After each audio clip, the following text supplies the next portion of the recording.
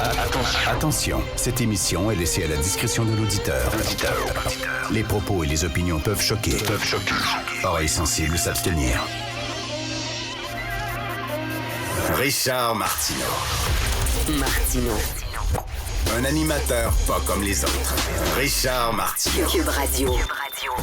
Bonjour, bon mardi, merci d'écouter Cube Radio. Alors, vous savez, lorsqu'on est journaliste, commentateur, il y a beaucoup d'amis Facebook, d'auditeurs, de téléspectateurs qui nous envoient toutes sortes de choses qu'on n'avait peut-être pas vues, des incongruités.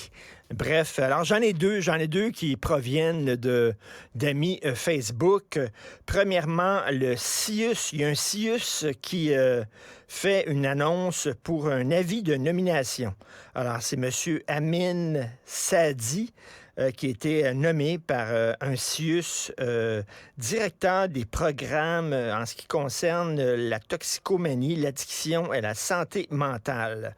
Donc, on met ça sur Twitter, sur les réseaux sociaux, comme quoi qu'il est bon, avis de nomination. Mais c'est en français et en anglais. Appointment. We are pleased to announce the appointment of Mr. Amin Said as Director Mental Health and Addiction Programs Directorate. Puis là, on présente. C'est un CIUS. C'est une patente du gouvernement. Il y a une langue officielle ici au Québec, c'est le français. Il n'y a pas deux langues officielles, il y a une langue officielle. Il y a une province de bilingue officiellement, c'est le Nouveau-Brunswick. Ici, les communications doivent être faites en français seulement. Et là, tu as un CIUS qui présente un nouvel employé en français et en anglais. Pourquoi les anglophones commenceraient à apprendre le français si ils ont accès à de l'information dans leur langue? Aidez-nous à vous aider. Donc, pendant ce temps-là, on dit c'est très important le français au gouvernement. Vous avez entendu ça, là? Très, très important le français. On prend ça au sérieux à la CAQ. Ben oui, les CIUS qui fait des nominations bilingues. Autre chose, les woke. Ah, ben oui, chaque journée, on en a, là. Alors, c'est un extrait que je vais vous faire entendre de l'émission Deux hommes en or à Télé-Québec. Et là, tu as Pierre Yvelard qui interviewe une fille qui n'est pas identifiée. Là. Je ne sais pas si c'est une militante ou quelque chose comme ça. Vous savez, réécrire les livres, jusqu'où on va. Là, il y a une comptine pour enfants. Et on dit « affreux reptile, joli mouton blanc ». Ça a l'air que c'est pas gentil pour les reptiles et qu'il faudrait réécrire cette chanson-là. On écoute l'extrait de l'émission, Jean-François. Donc, si je résume, il y avait des crocodiles et des orang-outans, des affreux reptiles et des jolis moutons blancs.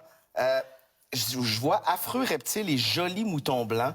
Est-ce qu'on a favorisé une espèce au détriment d'une autre? Autrement dit, est-ce qu'on devrait canceller cette comptine?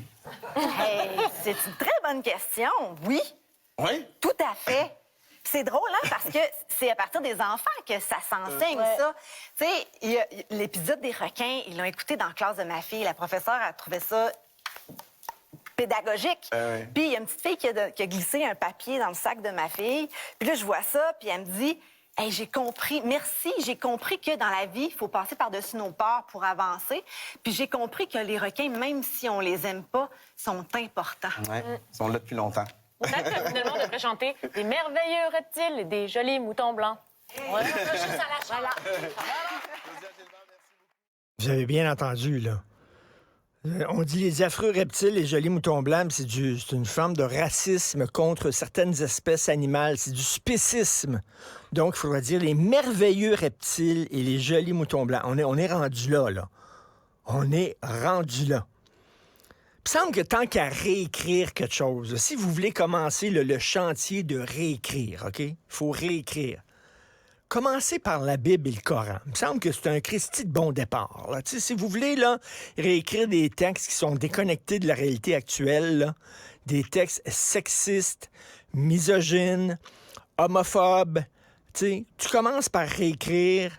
Tu sais, la Bible, là, ils ont quand même, là, dans l'Ancien Testament, là, ils ont quand même zappé 2 villes, Sodome et Gomorrhe, OK? Là, parce que les gens étaient pas corrects et avaient des mœurs sexuelles qui n'étaient pas acceptables par Dieu. Déjà, je pense que c'est assez gros, là, tu sais, c'est comme homophobie, là, Sodome. Pourquoi vous pensez qu'ils ont rasé la ville de Sodome? Peut-être parce qu'ils pratiquaient la sodomie. Alors, ils ont dit, on va détruire la ville au complet parce qu'il y a peut-être 2 gays dans la ville. Tu comprends-tu, là? On va détruire Montréal parce qu'il y a le village gay. On va te zapper ça. Il me semble que tu commences par réécrire ça, puis après ça, peut-être après une couple d'années, tu peux t'attaquer aux comptines pour roman de James Bond. Tu comprends-tu, là?